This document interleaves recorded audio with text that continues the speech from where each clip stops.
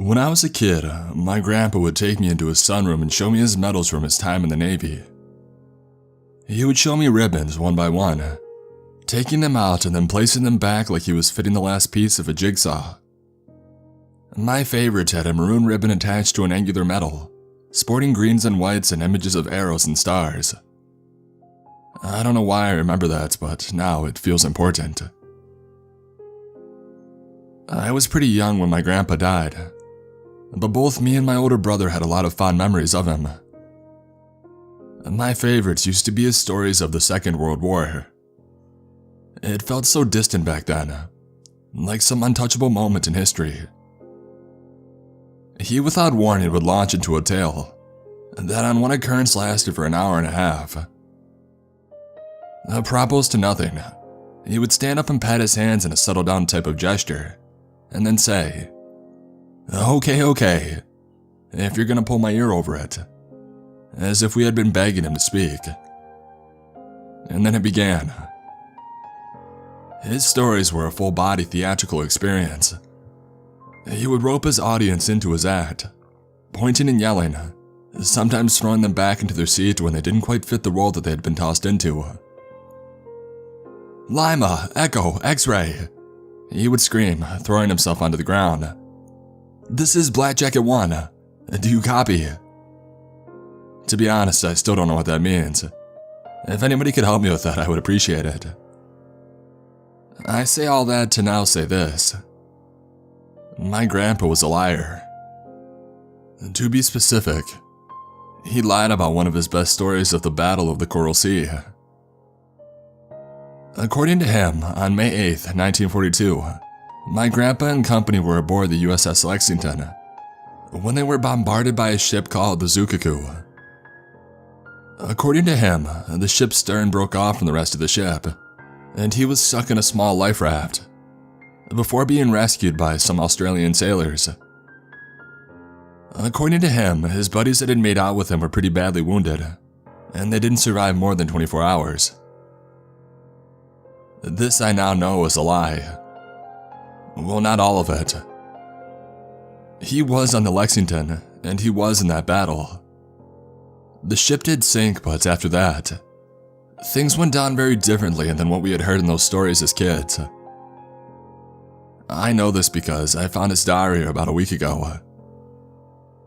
He was in therapy for a while for depression, and I remember he always kept a journal in that time. I used to be so curious about its contents, but now I just wish that I would have never seen the thing. Enough with the foreword. What follows is several entries from my grandpa's diary pertaining to that battle and its aftermath. Some parts are illegible, interspersed with words I can pick out, and those sections will be in italics. The parts that I can absolutely not understand will be noted with an ellipsis.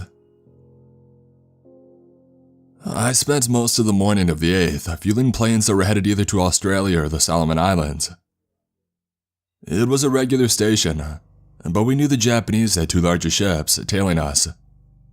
Zuzaku got to us first, and the Shikaku wasn't far behind. Most of that battle is a blur to me. In our training, we were taught to stay sharp even in the midst of the chaos of battle. But this time wasn't training. There was so much fire. McDonald got doused in jet fuel and jumped off the Lexington to put himself out. I remember a kid who couldn't have been older than 19 getting hit with an artillery shell. It vaporized him just like that. Just hot, pink mist.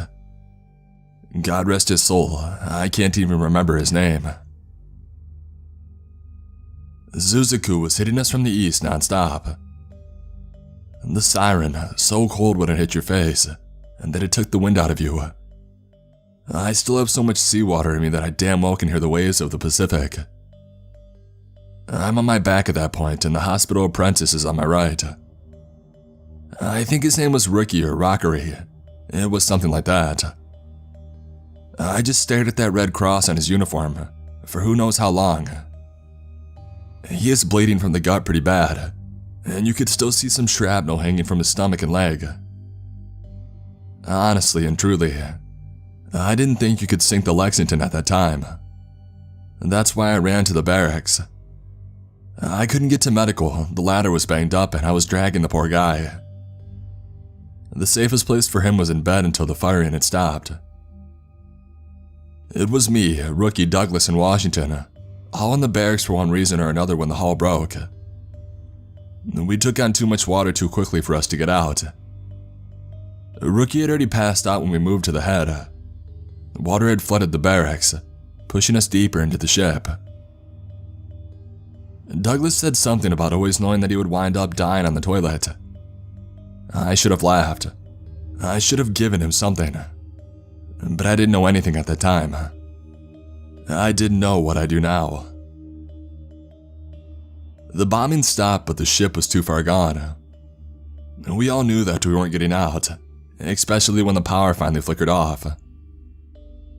At first, the noise of the outside chaos was deafening. Screams, explosions, the roar of the fire. But slowly, all of that drifted away into a hushing whisper. The water rose up around our feet to about 5 inches, before Washington stumbled through the dark and offered us his gun. I'll never forget the sound of the safety clicking off. We were supposed to go down with the ship, but it looks like she forgot to take us with her. Douglas said that he wouldn't. He was a Catholic. Washington didn't say much after that, but I know his mind must have been racing like a swarm of angry hornets. To our surprise, the water stopped rising. It stood about 6 inches and it stayed there. I told them that we must have been in an air pocket, but nobody replied. It's hard to describe how difficult it was to find my orientation. It felt like we were drifting through space, heading to a distant planet with no one to know when we would arrive. There's about 1.5 pages here that I can't quite understand. But at some point, the man called Ricky dies from his wounds. At some point, our bunker must have collided with something and it shifted us cockeyed. Washington slipped down towards the wall with the door, and I had to scoot my way to him and guide his hand to a sink's drainage pipe so that he could pull himself out. Over the next several minutes or maybe even hours, the room tilted even more and more on a bias until we were turned completely on our side, with the exit door's wall now becoming the floor. We each found ourselves perched on the modular aluminum walls of the bathroom stalls, like books on a shelf. Washington was above me, and Douglas was far below me with Rookie. The water sat about 3 feet below Douglas's stall. We didn't speak for a long time. What was there to say? All 3 of us knew the severity of the situation, and this wasn't something that we could simply walk away from.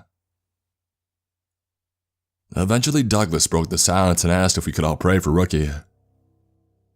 Douglas's quiet respects drifted off around the room like a ghost, bouncing off the steel walls and dipping its toes into the freezing water of the Pacific.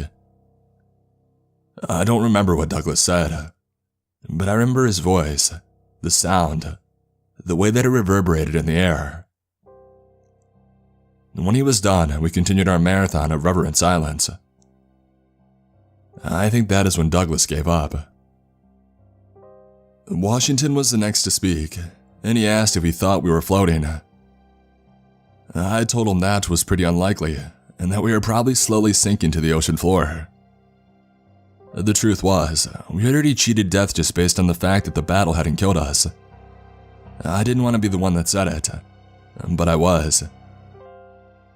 Eventually, whatever chunk of the ship that we were on would sink so low that the water pressure would crush it like a tin can. I told him that it would be quick, painless, but I didn't know that for sure. And then it happened. Not the collapse, but a deep, rumbling boom. Our room jostled and vibrated, and then all went still. A quiet, "What happened?" limped through the room. No one responded, and at some point after that, I fell asleep. When I woke up, the room was filled with a crisp blue light. Quivering knots of the water's ripples were projected above me on the underside of Washington's stall. I rolled over frantically, knowing that if we somehow could see daylight, there would be a chance for us to escape our prison and swim to the surface. It wasn't daylight. It wasn't like any light that I had ever seen. Jellyfish. Hundreds of tiny pulsing jellyfish, glowing with an eerie bioluminescence. And they looked like beating hearts as they inched their way through the water. They were mesmerizing in a way that cannot be described in words, and the whole room was filled with the lights of 100 tiny lanterns. I cried. Even now, I don't know why, but I was overtaken with an emotion that has no name. A feeling that I had never experienced before or since. I managed to pull my eyes away from the wonder and I woke up Douglas, who was now fast asleep in a pool of Rookie's blood. Rookie was lying face up, his hand still clenching the jagged piece of metal protruding from his gut. Douglas let out a captured breath of amazement. Wow. He looked up at me. Someone is looking out for us, Hornback. He was right. Washington wound up joining us in the only entertainment that we had. Periodically, strange fish like we had never seen would glide into the pool through the open door. They had lights and bulbous alien eyes. A shark-like creature about 3 feet in length, with a long spade of a nose swam in but immediately exited. In those surreal moments, the morbid reality of our situation seemed to dissolve away.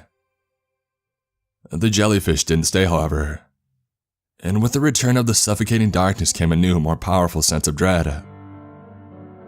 Fish would splash against the surface and send jolts of fear pumping into my brain. And then Douglas screamed. I could hear him flailing and struggling against something. He wailed for help and I felt him trying to claw his way back up into my stall. The wall groaned under his weight. There was a splash, a gurgle, and a hum that slightly vibrated the whole room. Douglas was rambling and kicking into the dark. I grabbed him, trying to calm him down, until I could understand what he was saying. Something touched me. Even after calming down, he chanted that over and over. Something touched me. Something touched me. It felt like hours. Something touched me. And then the jellyfish floated back in. Douglas was curled into a tight ball. I shuffled my way to the ledge to get a look. No! Douglas shouted. I'm just going to check, in and out. I'm not going anywhere, brother. He nodded. The water was murkier than before, but there was nothing other than the quivering light. I scanned the pond for anything that could have made that loud of a splash, but I found nothing. But that was even worse than actually finding something, because I also saw nothing on Douglas's shelf. The body was gone, like it had vanished. The only thing left was a puddle of blood diluted in the seawater. A drop of blood dripped into the water and diffused in the ripples of jellyfish. And then there was another, from above. I looked up. Washington's arm hung off the edge of his stall, dripping like a stalactite in a far-off cave. He had done it with a piece of shrapnel, probably wanting to go out quieter than his gun would have allowed. I don't blame him. He was a good man and my brother at arms. Rest in peace. Douglas saw it too and I prayed for him as well. I joined that time, silently supplicating to a god I knew wasn't down there. I figured that there is no god where we were, only the deep. Now I think differently. The deep may be God. We left the body, still foolishly hoping that we would be found and able to return him to his family. We took his gun and the makeshift knife, however, just in case. I was an idiot back then. Douglas fell asleep again without saying a word, and I was left there with the ghosts of 1,000 drowned sailors. Time was nigh impossible to determine, especially when Douglas was asleep. If you were to ask me then how long it had been since the sinking of the Lexington, I would have said something like a day, maybe a day and a half. I thought a lot in that time. That was all I could do. think. I thought about what it would be like to be a fish all the way down there. I thought about my dad back at home. I thought about this dish that my mom used to make with cherries and marshmallow. I thought about music and that pervasive hum of the ocean. And the more I thought about it, the clearer the sound became. Crisp, distinguishable notes like a quiet stand-up bass. I was so focused on that rhythmic droning that I almost failed to notice the jellyfish gently being sucked out of the doorway. The room dimmed. The hum grew louder. Something hit one of the walls, making a deep, oscillating wobble. It was so fast. A bang. A flurry of splashes. Douglas screamed and grabbed a hold of me. Something was dragging him off of the shelf, and it was strong. I held onto the toilet that held sideways on the wall, and Douglas's screams turned into animalistic groans. I could hear his pants ripping. Something popped, and then he screamed so loud, so long that my ears rang. The scream turned to gasping, and the gasping turned into a whimper. He couldn't even speak in a full sentence. My leg, my leg. I groped in the darkness and I found his leg. And training my hands down to his foot, I found nothing about halfway from his knee. A clean cut all the way through his shin left his leg squirting hot, thick blood into the water below. I could hear him spitting out desperate, vain pleas for help. I tore off my belt and I tried to use it as a tourniquet, but his hand stopped me. I could feel his stare even in the dark. Still and silent as the grave. I waited for him to make a choice. His choice. A choice that no one in this world other than him had the right to make. The jellies were returning when I finally got the order. No, please. I couldn't watch him after that. But I had no choice but to listen until his breath became shallow and timid. I felt so small in that moment. Like I would shrink and shrink until I was just a tiny speck. The sea hums to an audience of one. The earth spins, skirted with stars like the feathers of a flapper. The universe tilts and yawns with a time-scorched mouth. I didn't sleep anymore.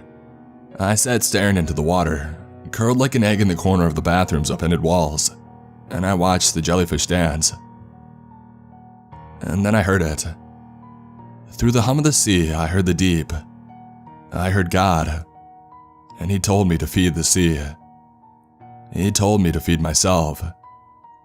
He told me that I was the sea. I don't remember, but I don't remember doing it. I did it though. The first time the tendrils came through the door, the jellyfish chose to stay for his arrival.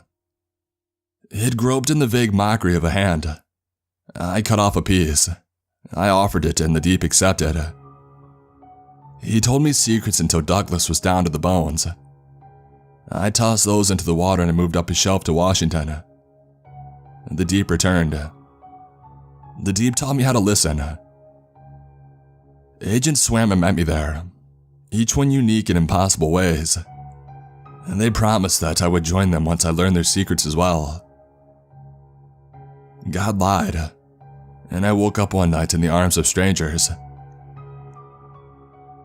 The journal ends here, but tucked inside is a clipping from an Australian newspaper. The title reads, "Man survives 16 days adrift after sinking of the Lexington.